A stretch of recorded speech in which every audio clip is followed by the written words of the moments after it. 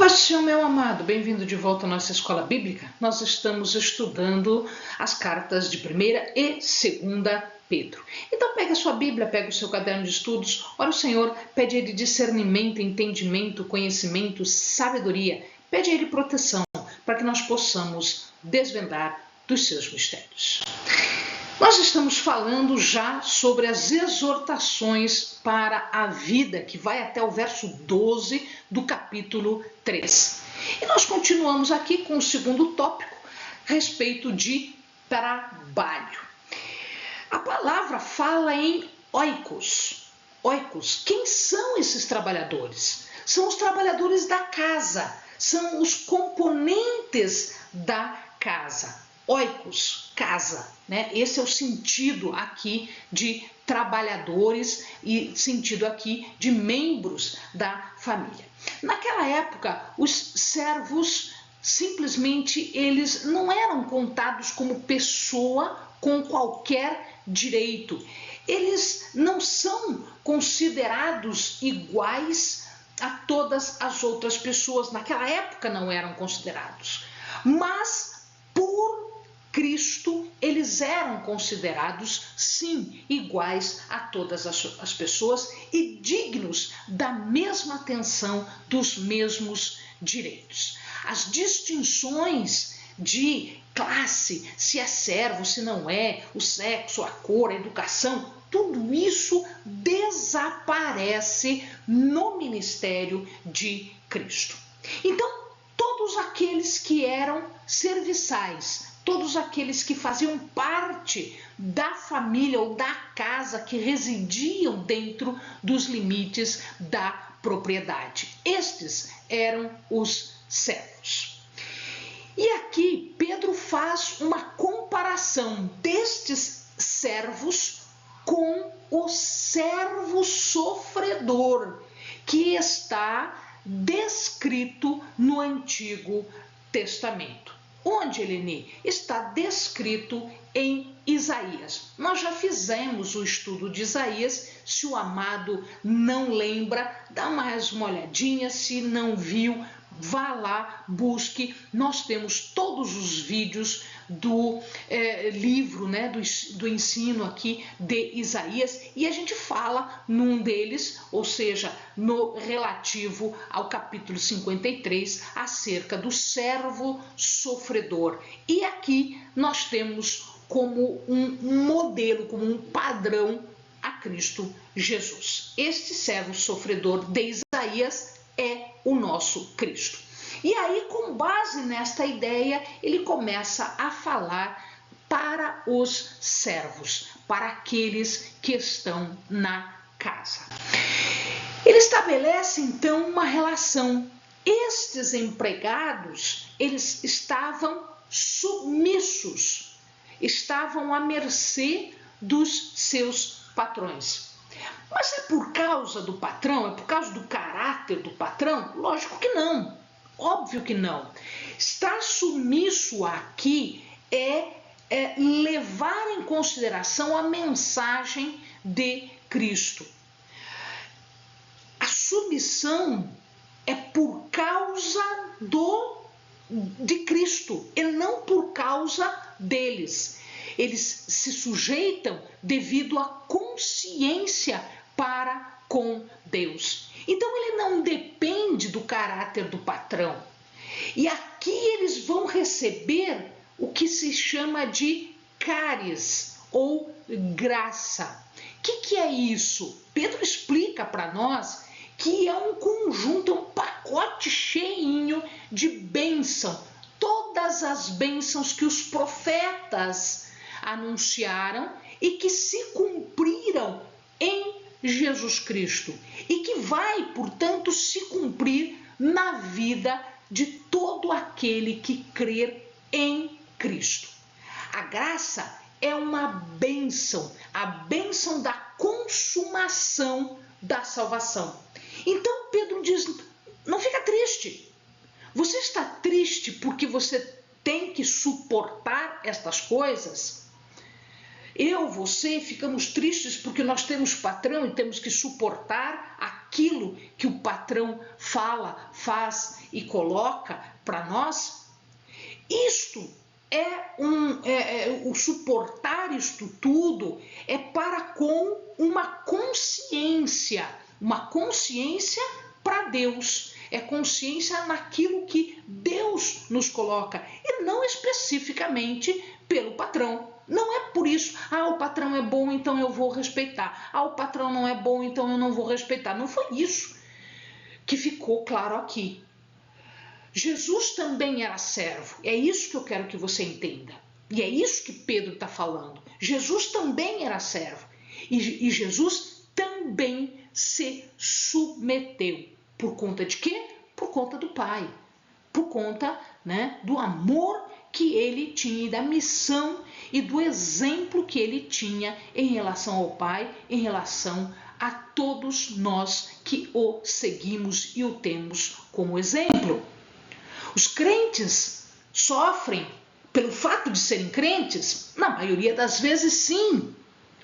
Porque nós nos relacionamos com Deus, porque nós somos diferentes. Nós não pertencemos a esse grupinho. E assim, nós somos submetidos também a castigos. E Pedro diz, suporte com paciência o castigo. O castigo é bom, porque se você está sofrendo o castigo injustamente, você tem galardão. Se você está sofrendo o castigo justamente, se o castigo for justo, não tem nada demais no castigo. O castigo aconteceu porque você não fez o que tinha que fazer. Você fez coisa errada. Agora, se o castigo é injusto, você tem graça, você tem um pacote de bênçãos à sua mercê. Deus está presente nesta situação de conflito, de litígio, de suporte, de castigo quando não há justiça. Jesus suportou isso tudo e não havia justiça nisso tudo, certo? Cristo se fez servo. Então o que ele está dizendo é que nós temos que ter a Cristo como exemplo. Cristo se fez servo e sofreu injustamente. Ele é um modelo das nossas vidas. Isso já estava lá escrito em Isaías 53, como eu falei agora há pouco. Ser discípulo, ser cristão, implica em abandonar a minha vontade de querer dar rumo do jeito que eu quero para a minha vida.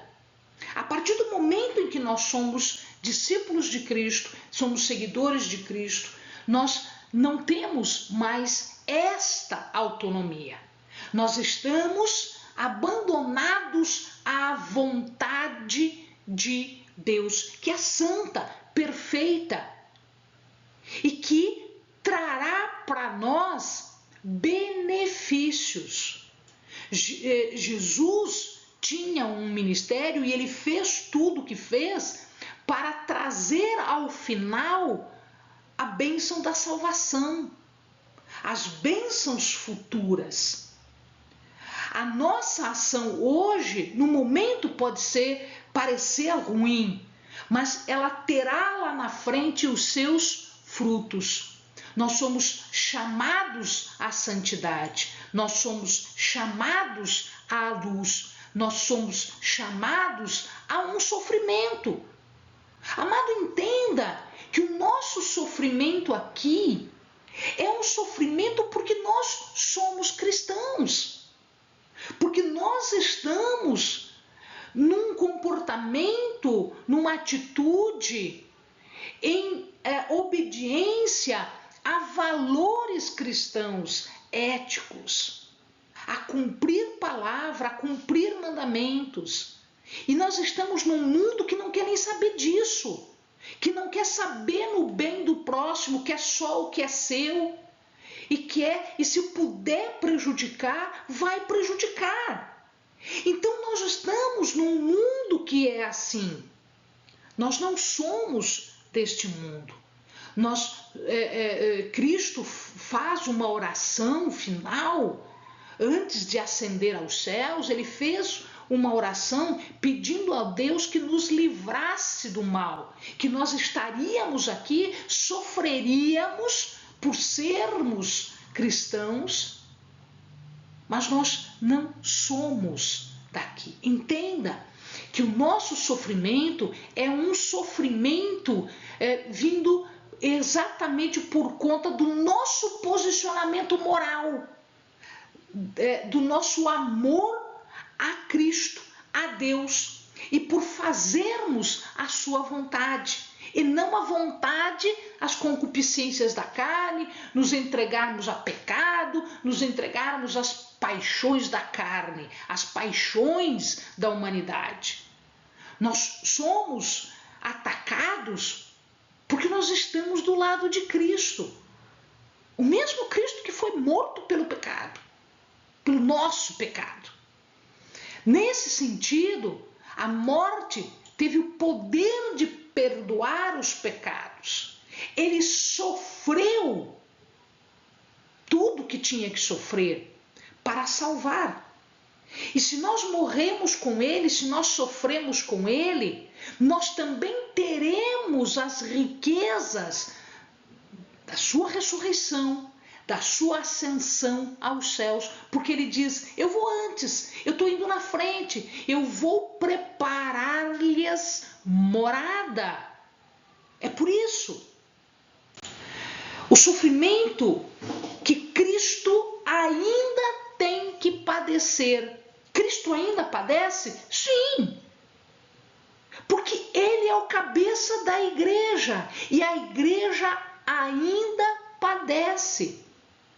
O seu corpo, a igreja, ainda está aqui.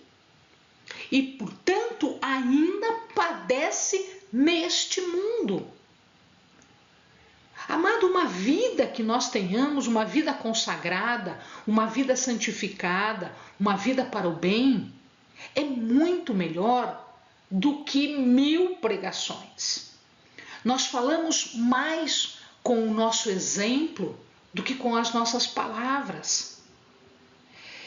Se nós temos a tendência de seguir os nossos modelos, veja o mundo. O mundo não segue os seus modelos, o mundo não tem os seus ídolos, o mundo não tem os seus heróis e ele segue os seus heróis. Se nós imitamos os modelos, sejamos imitadores do melhor modelo necessário possível, do melhor padrão que existe, que foi Cristo, que é Cristo. Os cristãos se identificam com este Cristo, porque nós ainda estamos aqui em carne. E, portanto, ainda acontece, ainda se dá aquilo que foi descrito por Isaías 53, do servo sofredor. A atitude de Cristo foi uma atitude diferente de todos os outros.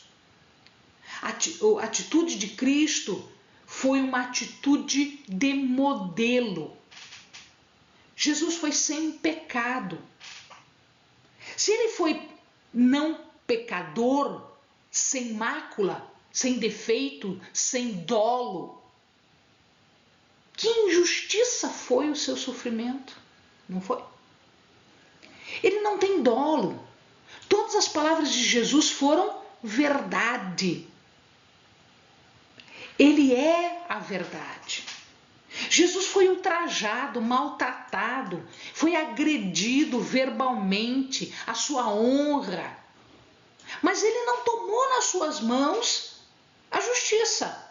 Muito pelo contrário. O que ele fez? Na cruz ele diz: Deus, entrego a ti o meu espírito. Ele colocou nas mãos de Deus. Não houve uma violência retributiva, ou seja, ele não retribuiu mal com mal. Ao contrário, o que ele está dizendo para nós? Retribuirmos o mal que sofremos com o bem. Isto é uma nova vida. Isto é uma vida diferente. Uma vida que não é igual à vida dos que estão por aí. Jesus não só se guardou do mal, ele estava afastado do mal. Ao contrário, ele não contra-atacou com o mal, mas com o bem. Então ele pagou o mal com o bem. E é isso que ele está ensinando para nós. Ele carregou o pecado, ele era sem pecado, mas ele carregou um pecado que era meu, que era teu, no seu corpo, lá na cruz. Ele levou na cruz os pecados, ele carregou, tomou sobre si. A culpa que era nossa ficou para ele. E ele pagou o preço, até o último centavo. Ele trouxe justiça, ele nos justificou. Então essa justiça em relação a Deus foi uma justificação do nosso pecado que agora não existe mais, porque ele pagou. Respeitando o próximo, respeitando as pessoas. As feridas de Jesus eram físicas, mas estas chagas, estas feridas, pelas suas pisaduras, nós fomos curados. A cura começa espiritual. Cristo pagou o espiritual, Cristo pagou no físico. Para quê? Para trazer os desgarrados. Quem são os desgarrados? Os desgarrados é o povo, são as ovelhas que estavam perdidas no mundo. Ele trouxe todas elas para o aprisco que é a casa de Deus. Vai trazendo esta cura espiritual, vai se concretizando na cura física, na cura do mundo. Quando a ovelha se afasta, quando ela está doente, ele vem e traz para perto e cura. Dá um rumo, dá uma direção para estas ovelhas. Não foi a ovelha que encontrou o caminho, não foi a ovelha que encontrou o pastor. Foi o pastor à busca da ovelha. Portanto, Deus é o bom pastor do seu povo. Isso está escrito no Antigo Testamento. Mas no Novo Testamento está escrito que também Cristo é pastor. Também Cristo trouxe as ovelhas para o aprisco de Deus.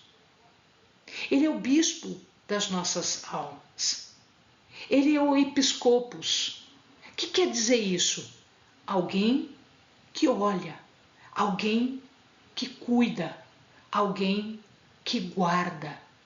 Ele é o guardião das nossas almas. Ele é o guardião, o salvador das nossas almas, do nosso espírito. Amém, amados? Bons estudos.